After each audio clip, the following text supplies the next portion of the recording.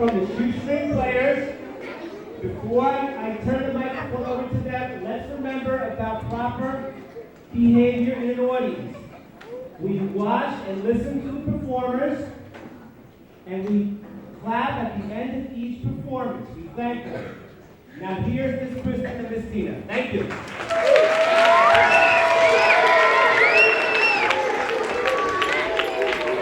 right, thank you everybody so much. Testing. I want to thank everybody so much for coming out to see the performance, and thank you for being here. Now, we indeed work for a company called the Shoestring Players, and Shoestring is a little bit different than other theater companies. Who here's seen a play before? All right, excellent, hands down. So when you normally go to see a play, there are lots of things that you see up on the stage. You have maybe trees made out of wood and painted things, and if there's a castle, maybe somebody would make a castle and put it on the stage for people to act around. But Shoestring, we don't do that.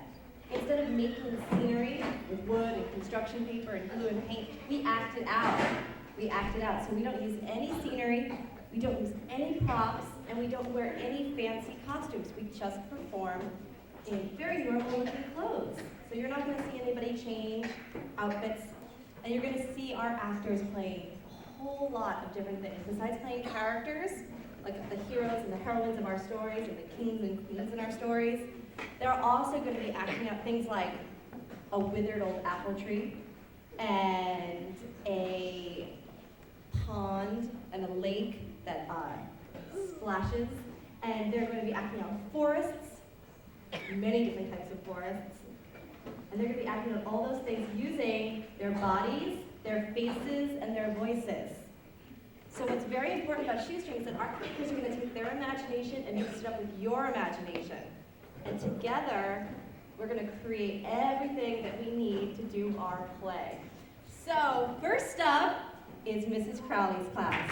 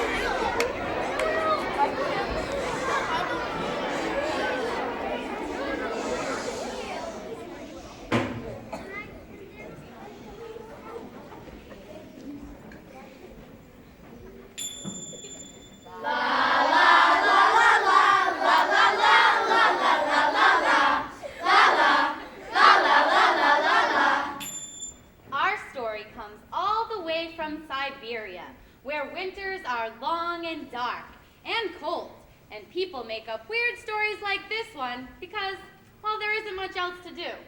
It's a story about one peasant father, an ogre from the bottom of the lake, a friendly bear, a sly fox, a sister who lived on the high cliff.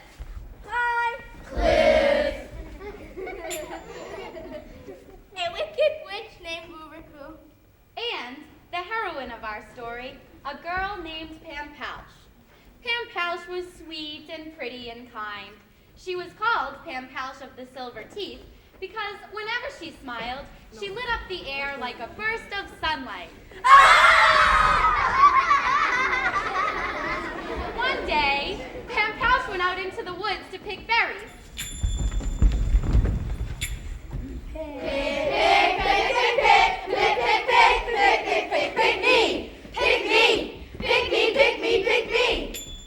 Meanwhile, at the other side of the woods, her old peasant father was fishing at the edge of the lake. Over and over, he threw out his net. Splash!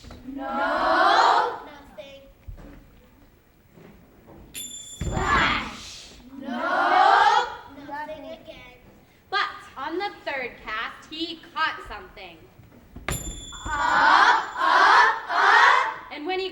all the way up, he found he had caught the ogre from the bottom of the lake. Hey, I know you. You're the father of Impels with the silver teeth. Never heard of her. Splash! I want to marry her. Well, I don't know. Splash! What do you have in mind? I'll come to your place tomorrow at 10. Have everything ready. Everything? Splash! Don't try anything funny. Funny? Oh, no. Splash! What do you have? What was that for? 'Cause I like ya. Later that evening, Pam Pouch could see that something was on her father's mind by the way he sighed and moaned. Oh, Daddy, I can see that something is on your mind. No, I'm fine. Sigh. Would you like something to eat? No. Moan. Look, Daddy, why won't you tell me what's wrong? You're getting married tomorrow. Oh, Daddy, that's wonderful. Who is he? The ogre from the bottom of the lake. What? He's coming tomorrow morning at 10. I'll die first. There was nothing I can do. I know. I'll run away to my sister who lives on the high cliff. Hi. Cliff. Hi, sis. I'm coming to visit you. That's great. How's Dad? Hi, Hon. Hi, Dad. I'll be there tomorrow. Can't wait. I'll put on the samovar. Bye. So, Pam Pouch and her father worked on a disguise. They dressed her in her father's clothes, and they dressed her in her father's cap, and last but not least, they made a false beard and mustache to hide her face.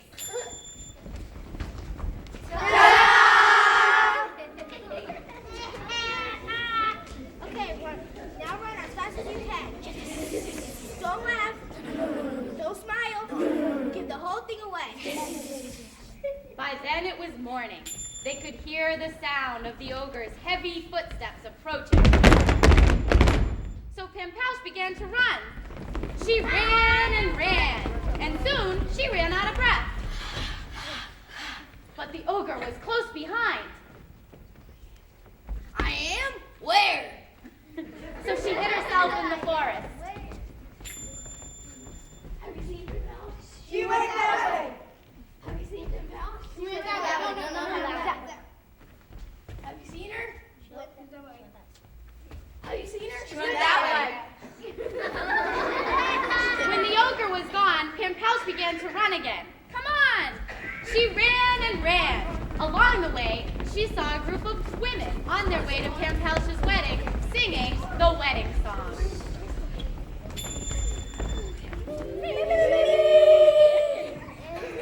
We are going to see the bride, the beautiful bride with the silver teeth and the face as lovely as the moon. Pam Pouch almost smiled. Pam Pouch almost laughed. Pam Pouch almost gave it all away. But then, she didn't. Pam Pouch ran on. On the road, she saw a group of men. They were on their way to Pam Pouch's wedding, singing the wedding song. 1, 2, 3, 4. We are going to see the bride, the beautiful bride with the silver teeth and the face as lovely as the moon. Yeah.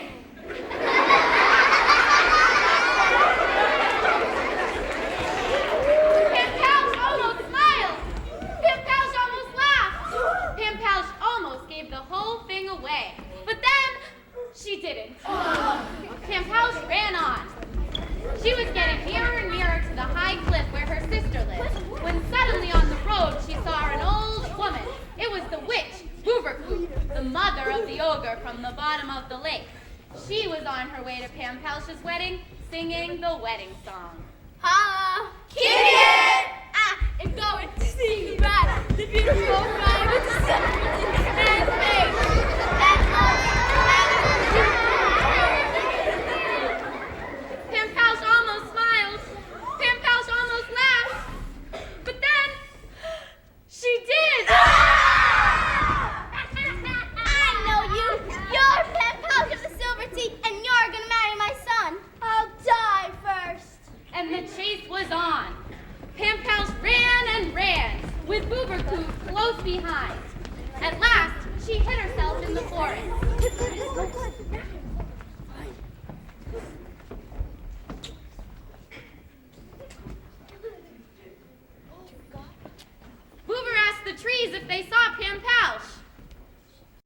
where her sister lived.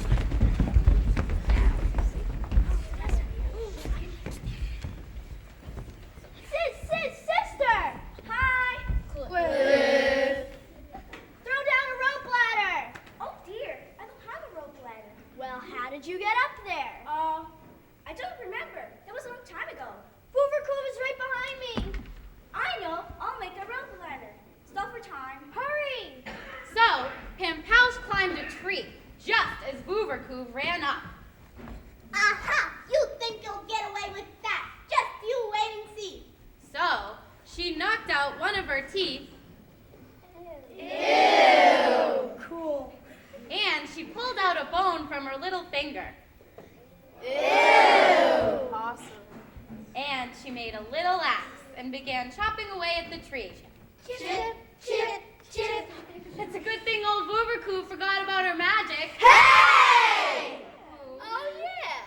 So she turned it into a full-size axe and began chopping away. Chop, chop, chop. Sister, where's that rope ladder? I'm spinning the thread. Just then, along came a friendly bear. Ba-dum, ba-dum, ba-dum, ba-dum, ba-dum, ba-dum, ba-dum. Hey there, Grandma. No lady like you shouldn't be working so hard.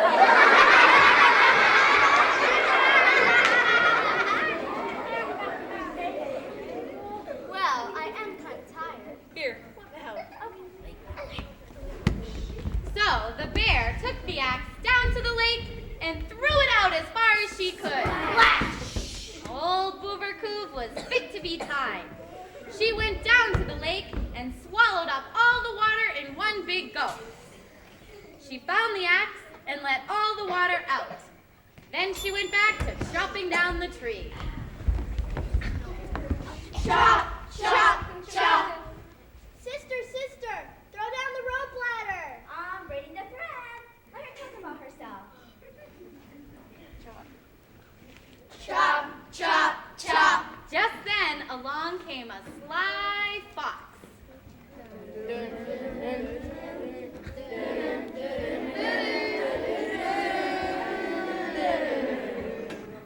Yo, Grandma, don't you know that a mature woman like you shouldn't be working hard like that?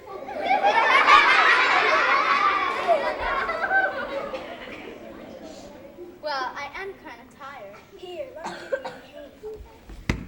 So he took the axe down to the lake and threw it out as far as he could. Splash! Old Boovercoo was fit to be tied. So she went down to the lake and swallowed all the water in one big gulp.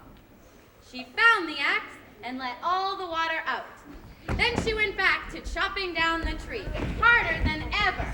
Chop, chop, chop. She was almost through. I'm finished. Throw it down. Pampouche caught the end of the rope ladder just as the tree was about to fall. Timber! Pampouche began to run with Boovercoo close behind.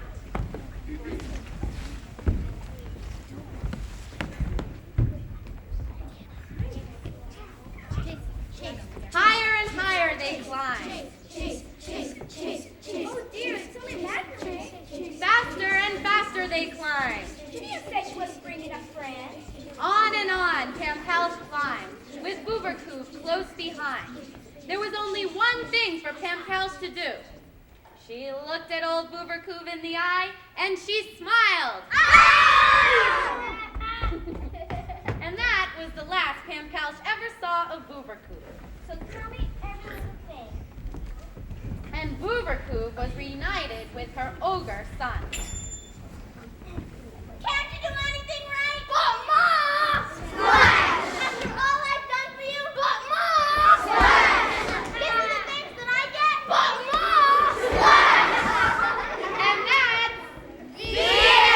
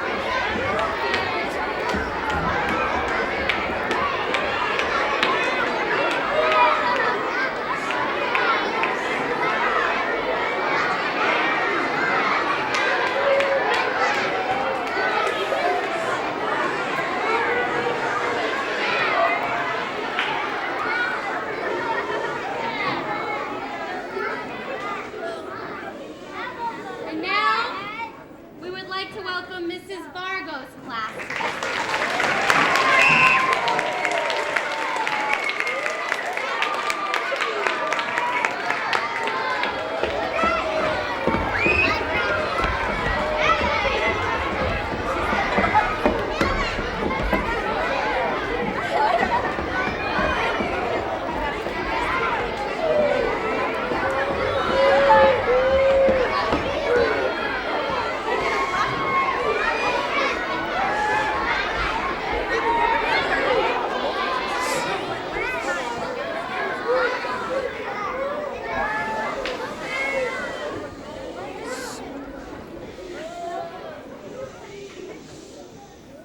The name of the story is The Three Fays.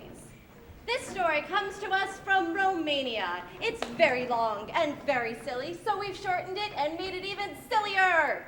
Once upon a time, there was a king riding through the forest. The king was mean, nasty, and greedy. The forest was deep, dark, and dangerous. Soon the king was lost. Fortunately, up ahead, he saw a light shining in a window. It was the cabin of a woodcutter and his wife. And with them lived their handsome young son, Guy. Hi. The family was honored to have the king as a guest. It is an honor to have you, sire. You can have the best bed. What? Well, it is king size. Oh.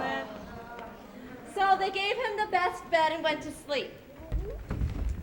At the hour of midnight, the king awoke to the strangest sight. 3 fairy spirits were hovering over young Guy. La la la la la la la la. I foresee this young man will have hardship and trouble. I foresee this young man will grow up to be famous and known throughout the land. I foresee this young man will marry the princess and inherit all the king's land.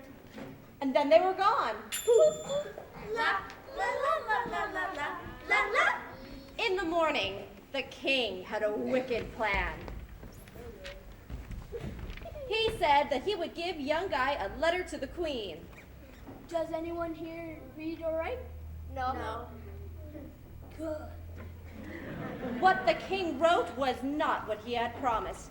The letter said, "Dear wife, this young man is a traitor and a danger to our kingdom. Have him killed at once. Your loving husband, Rex. P.S. Having a wonderful time." And off rode young Guy unwittingly, carrying his own death warrant in his hand. Fortunately, there were those watching over him. A mist rose up out of the ground. The 3 fairies appeared La la la la la la la la la. and read the king's letter. They didn't like it. They erased the letter and made it say, "Dear wife, this young man is to be married to the princess and made heir to all my kingdom. P.S. Still having a wonderful time." Then they helped young Guy back on his way. When he arrived at the palace, he presented his letter to the queen. She liked the young man's looks. She called the princess. Oh, princess. And it was love at first sight. Aww. And a great wedding was planned.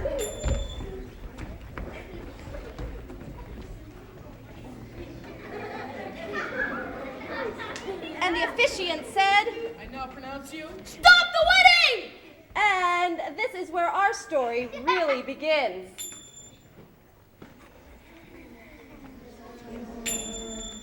But Daddy, I want to marry him. What about the letter you wrote? That's not my letter. Sire, I want to marry the princess. I would do anything to win her hand. Anything? Well, my guy would walk through fire for me, wouldn't you? Well, Her guy would fight a dragon for her. Wouldn't you? well, So the king asked Guy if he would travel to the Palace of the Sunset and bring back 3 golden hairs from the head of grandfather's son. would you? Of course he would. Yay! The king had given Guy the most difficult task of all, to pluck 3 hairs from the head of the grandfather's son. One false move, and he would be burnt to a frazzle. But Guy set out with a song in his heart. I will survive. I will survive. He fought his way through blizzards. He climbed jagged mountains. He crossed the footbridge of mortal peril.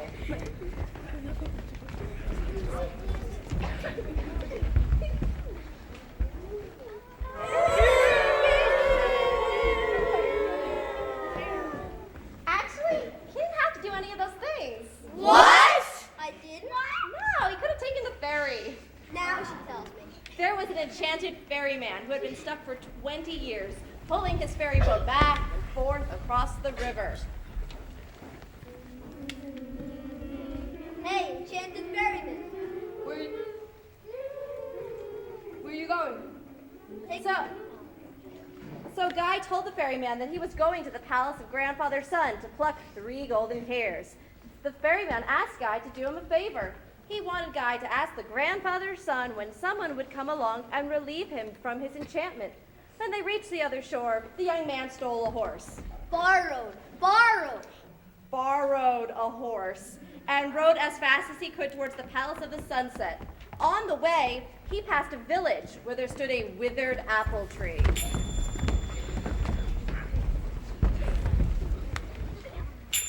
Apples! Withered! And there was an old woman crying on the ground. Why are you weeping? A terrible curse has fallen upon our village. The woman explained that at one time the apple tree gave apples of eternal youth. Youth. But then the tree withered. And now the people of the village were growing older and older with each passing day. So Guy told the woman that he was on his way to Grandfather's son, and he was sure that Grandfather's son would know what had withered the tree. If anyone would know, he would. And the woman told Guy that if he helped to restore the apple tree, he would be rewarded with gold and silver. Sounds good. Bye. Bye. So on the young man rode faster and faster toward the Palace of the Sunset. On the way, he passed another village. There was a beautiful fountain.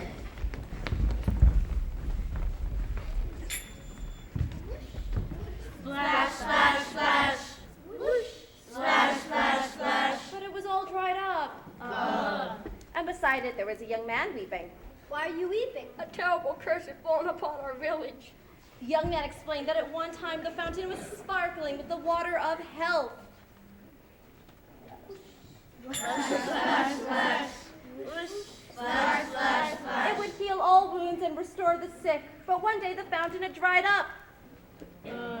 And each day more and more people fell ill. Guy explained that he was on his way to the palace of Grandfather's son, and he was sure that Grandfather's son would know what had dried up the fountain. If anyone would know, he would. The young man told him that if he helped to restore the fountain, he would be rewarded with gold and silver. Sounds good. Bye. Why? And on rode Guy further and further, until at last he came to the palace of the Grandfather's son.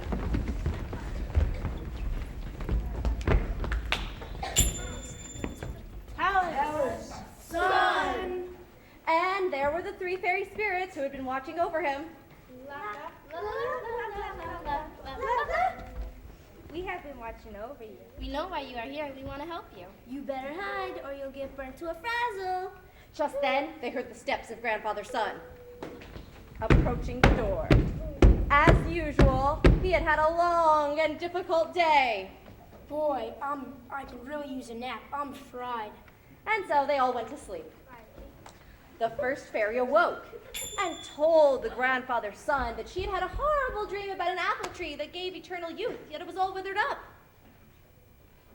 Hey, I know that tree. The son explained that a snake lived in the apple tree and had eaten up all the apples. All the people had to do was remove the snake and the tree would again give eternal youth. Oh. Then they went back to sleep.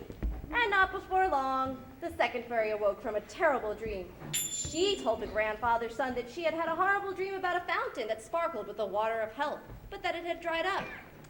Hey, I know that fountain. The son explained that a frog lived in the fountain and had drunk all the water. All the people had to do was remove the frog, and the fountain would again sparkle with the water of health. Oh. When they were fast asleep again, the third fairy awoke with a start. Ah! She told the grandfather that she had had a horrible dream about a ferryman who had been stuck for 20 years pulling his ferry boat back and forth across the river. Hey, I know. Wait, I don't know that enchanted ferryman. The son did not know that ferryman, but he did know similar cases. The son explained that it was actually the pole that was enchanted. All the ferryman needed to do was pass the pole to the next person who came along. Oh, when the son was fast asleep again, the fairies went and got Guy.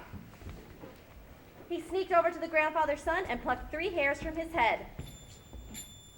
And he was gone before the son could say, Hey, what was that? He rode and rode and rode until he came to the village with the dried up fountain. He pulled a shovel out of his bag. Watch. He dug and dug and dug until up came the frog. What the? Ribbit, thanks. I was gonna croak in there. And the fountain began to sparkle once again with the water of health. Splash, splash, splash. Splash, splash, splash. So young Guy gathered his reward from a very grateful young man. Thank you very much. And off he rode. He rode and rode and rode until he came to the next village with its withered apple tree.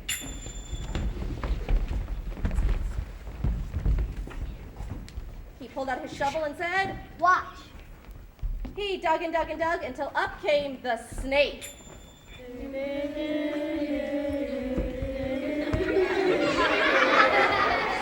Sorry for the inconvenience. And once again, the tree began to grow apples. Apples! And once again, young Guy gathered his reward. Thank you, thank you, thank you. And Guy rode and rode and rode until he came to the enchanted ferryman. On the way, he returned the horse he had borrowed. And the ferryman asked, Hey, guy, did you find a way how I can lift the enchantment? Take me across and I'll tell you. Okay. So the ferryman took Guy to the other shore, and on the way, Guy told him the way to break the enchantment was to give his pole to the next person who comes along. Then that person would be enchanted, and he'd be free. Hey, why didn't I think of that? Back at the palace, the king, the queen, and the princess were waiting. The king was certain that Guy had failed in his quest when suddenly, I'm back. and Guy gave the king the 3 golden hairs. Guy turned to greet his princess. Hey, where did you get all that gold and silver? So Guy explained that he had found a tree that gave apples of youth and a fountain that gave the water of health. He told the king that he had restored them and the people had rewarded him. The king's greed got the best of him. Apples of youth? Fountains of health? I'm out of here. And Guy said, be sure. Be sure to take the ferry. So the wedding went on without the king. I do. I do too. And the king never did come back, so young Guy took over the kingdom. And a long time afterward, they heard a rumor that a new enchanted ferryman had taken over the ferry.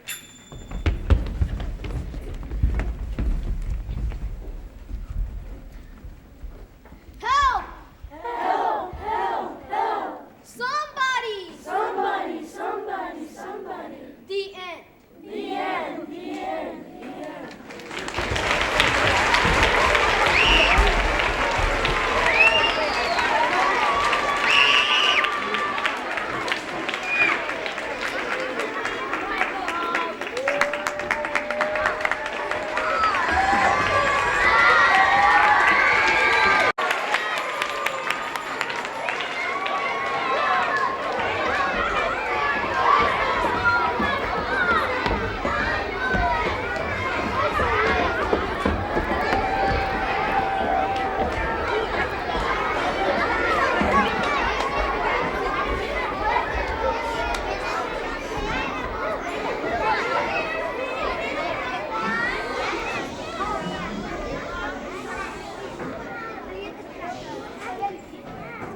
The name of this story is called Petronella.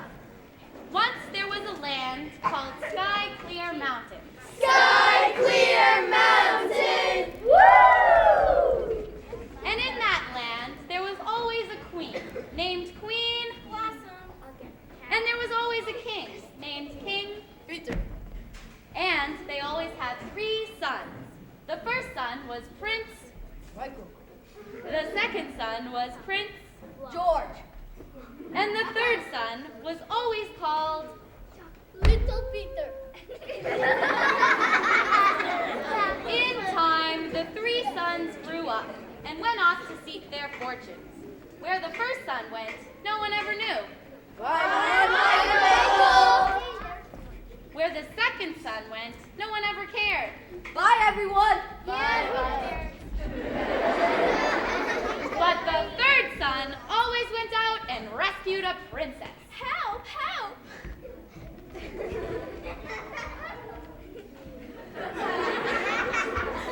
And then he always brought her home to Sky Clear Mountain.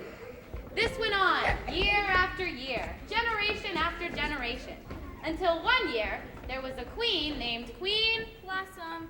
and a king named King. Peter. The first son was Prince. Michael. The second son was Prince. George. But the third son wasn't a son at all. This year it was Help! Help! Spider! Aw. a girl. They couldn't name her Peter, No way. so they decided to call her Petronella. Petronella? Yeah, what's wrong with that? In time, Petronella and her two brothers grew up and set out to seek their fortunes. Bye, everyone. Bye, Michael! Bye, everyone.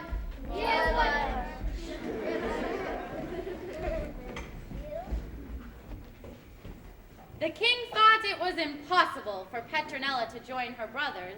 Impossible. Impossible!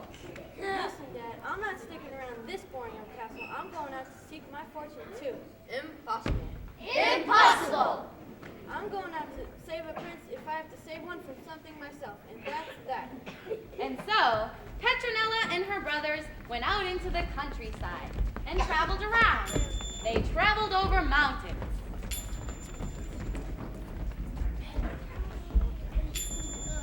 Petronella, Petronella, Petronella. And they traveled over streams. Petronella, Petronella, Petronella. And they traveled into a deep, dark forest. Petronella, Petronella, Petronella. Further and further they traveled, until they came to a place where three roads met. And at that place, they found sitting under a tree an old, old man who was covered with cobwebs and dust. Tree. Dust. Michael said, Oh man, where do these roads lead to? The road to the left leads to the town of Grants. The road to the right leads to the town of Blitz. And the road to the middle leads to... Wait, where does the road to the middle lead to? Albion. Oh yes, Albion. The Albion. road to the middle leads to Albion, the enchanter. And that's one. One what? Well, so the old man told them that he is forced to sit under the tree and answer one question for each person who passes by. And that was two. and that's two. Petronella's heart was touched by the old man's plight. Old man, is there anything I can do to help you? You already have. For that was the one question that would release him from his years of enchantment under the tree. The old man told Petronella he would do anything for her. Now I'll do anything for you. Can you tell me where I can find a prince? Well, So he thought about it and told Petronella to follow the road to the castle of Albion the Enchanter. There she would find her prince.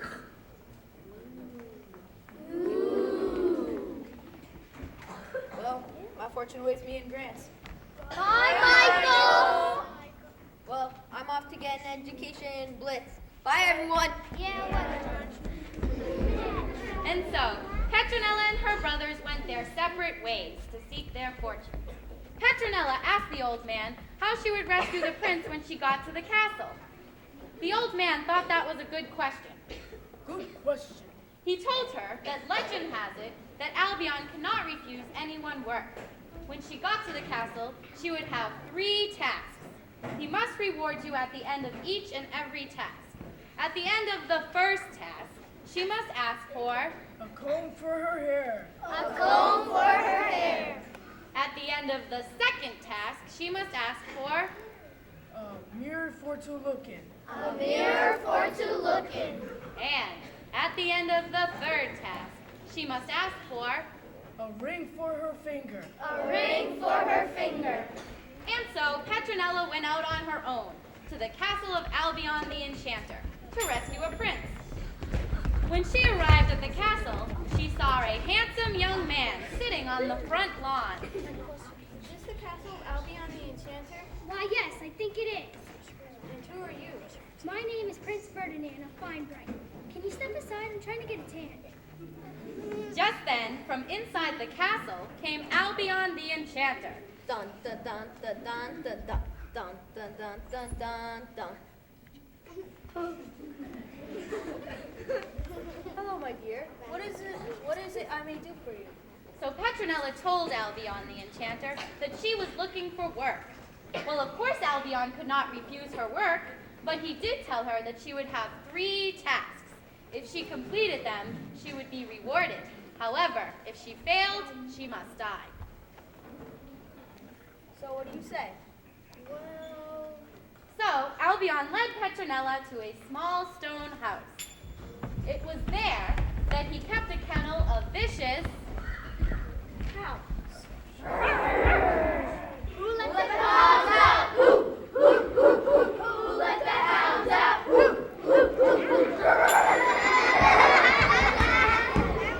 Albion told Petronella that she must watch the hounds for 1 hour. Jack. I see the problem. You don't have any love. Nice puppy. Petronella gave the puppy some love, and within an hour's time, Albion returned.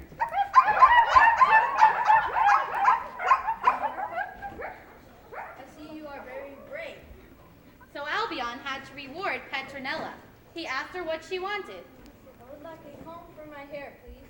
A Comb for her hair. But all of my combs are enchanted. That's okay. They're the best kind. So Albion took Petronella to his stables. It was there that he kept his wild Stout. Again, he told Petronella that he would return within an hour. Oh, I see the problem. A bird, a twig. Doesn't anyone groom you? Within the hour, Albion returned. I see you are very kind as well. Once again, Albion had to reward Petronella. I would like a mirror for to look in, please. A mirror for to look in. But all of my mirrors are enchanted. That's okay. They're the best kind. So, Albion led Petronella to the highest room of the castle. It was there that he kept his ferocious Falcons. That's no way for birdies to sing. Here, let me show you. A 1, a 2, a 1, 2, 3. She rocks in the treetops all day long, hopping and a bopping and a singing her song, rockin' Robin. Sweet, sweet lady. Rockin' Robin. Sweet, sweet lady. Oh, rockin' Rock, Robin. well, you really gotta rock tonight. Sweet, sweet, sweet lady. Within an hour's time, Albion returned. I see you are very talented. Once again, Albion had to reward her. I would like a ring for my finger, please. A ring for her finger. But all of my rings are enchanted. That's okay. They're the best kind. Now I can save the prince. So Petronella set off to rescue Prince Ferdinand. She found him exercising in the castle. Macho, macho man. 1, 2, 600. Hey, I'm here to rescue you. Right now, I'm in the middle of exercising. Oh, be quiet and get on the horse. However, Albion saw them escaping and began to chase after them. Petronella, Petronella, Petronella. Petronella took out her enchanted comb Hey, let me borrow that. Oh, yes, Slick. and threw it on the the ground. And it turned into an impenetrable forest. Oh, spruce. Maple, drip drop. But Albion was close behind, and he was an enchanter. So he turned himself into a magic axe and began to chop himself away through the forest.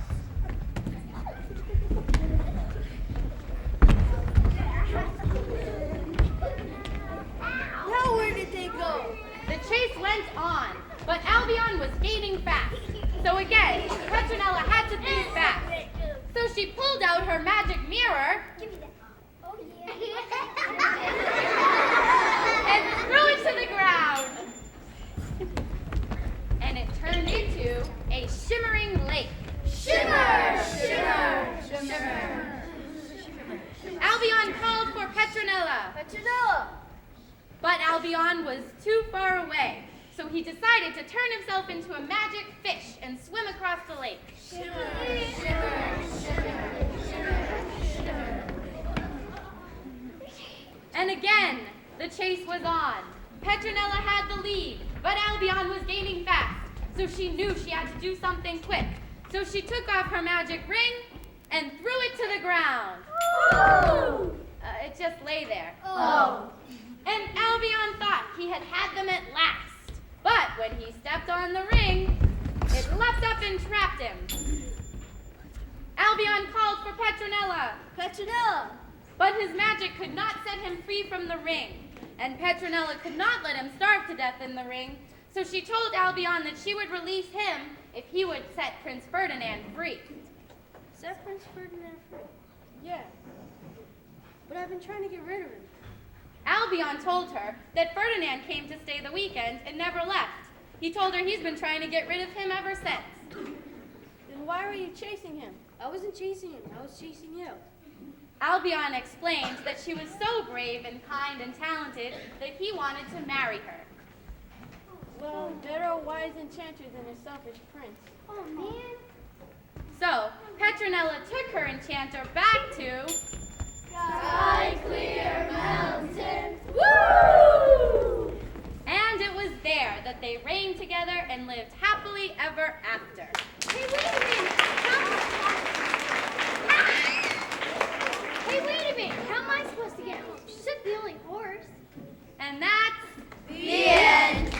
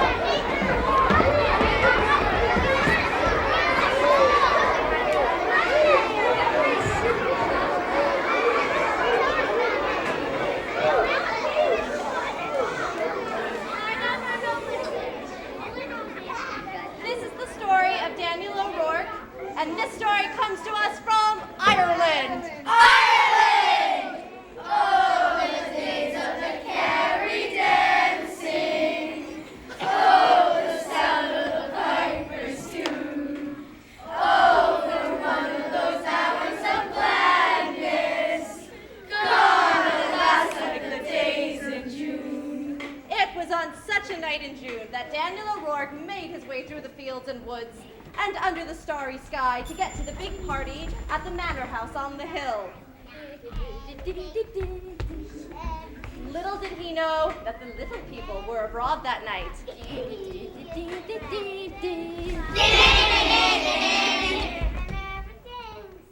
Nah. When Daniel got to the party, I like to move it, move it. I like to move it, move it. I like to move it, move it. I like to move it. he was just in time for dinner!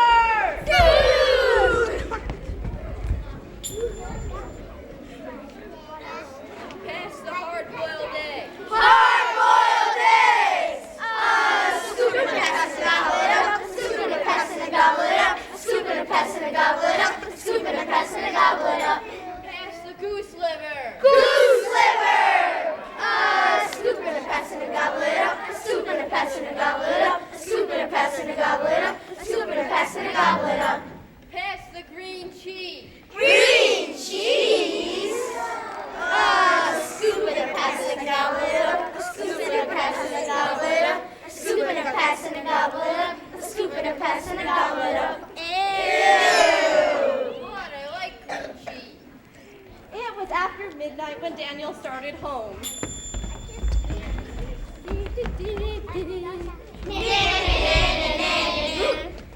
He had eaten so many hard-boiled eggs and so much of the goose liver and green cheese that he just had to stop and rest.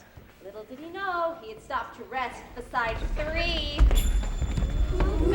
Spirit towers. All of a sudden, Daniel found himself in a rushing, roaring river. Rapids rushing, rapids rushing, rapids rushing, rapids rushing, rapids rushing, rapids rushing, river. Then the river up and dumped Daniel out on the shore. But his adventures weren't over yet. No? No. He found himself face to face with the biggest eagle his eyes had ever seen.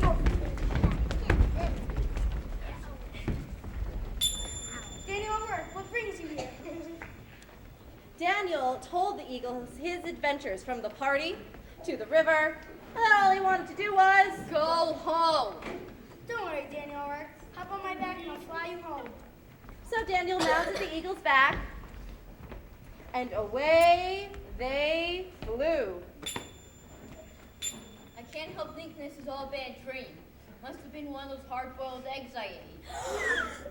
Hard-boiled eggs? Wrong thing to say. Aren't you the same Daniel O'Rourke that stole eggs from my nest last season? Surely you are, but that was a long time ago. No matter, man. My eggs are my eggs. Then the eagle began to fly faster and faster. Higher and higher they flew until he hung Daniel O'Rourke on a hook of the moon.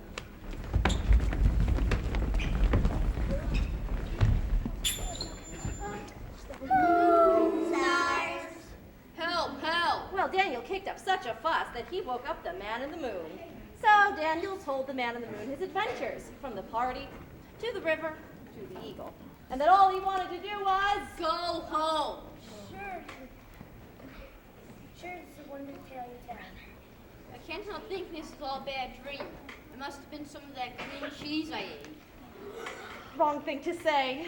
Green cheese. Don't you know the moon's made of green cheese? Be off with you. And don't hang around here, you old boy. So he broke the hook, and down fell Daniel. Down, down, down, till he met a flock of wild geese passing below. Honk, flap, flap, flap. Honk, flap, flap, flap. Honk, flap, flap, flap. Daniel O'Rourke, what brings you here? So Daniel told the goose of his adventures, from the party to the river to the eagle to the moon. That all he wanted to do was Go home. Don't worry, Daniel, grab hold of me fast and I'll fly you on home. So Daniel grabbed hold of the goose, and away they flew. I can't help thinking this is all a bad dream. Must have been some of that goose liver I ate. Wrong thing to say. Goose liver. Don't you know some of my cousins are goose livers now? So faster and faster the geese flew, until they let Daniel drop right into the Ocean. Where did you say I was? at the bottom of the ocean. Daniel walked and walked across the ocean bottom. After a while, he got tired and sat on a rock to rest. But the rock was not a rock at all.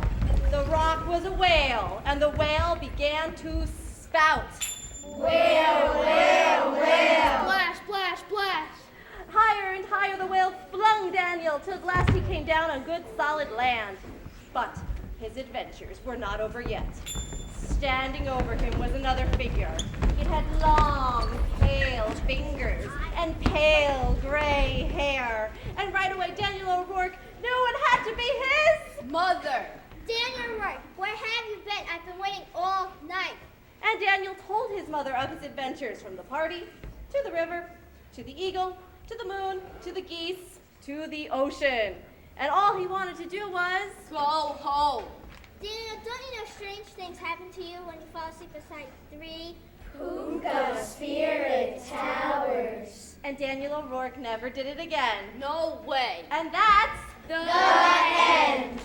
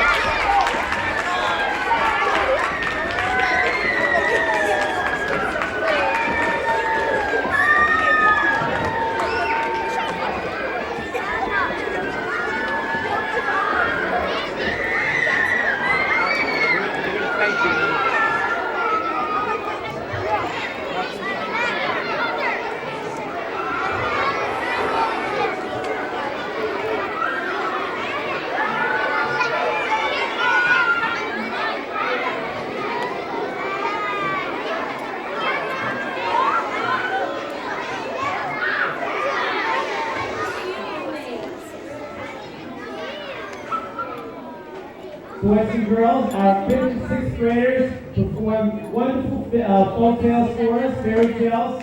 I hope that you had a good time using your imagination. I hope that you want to act when you get your chance. Let's give a big round of applause for all of us.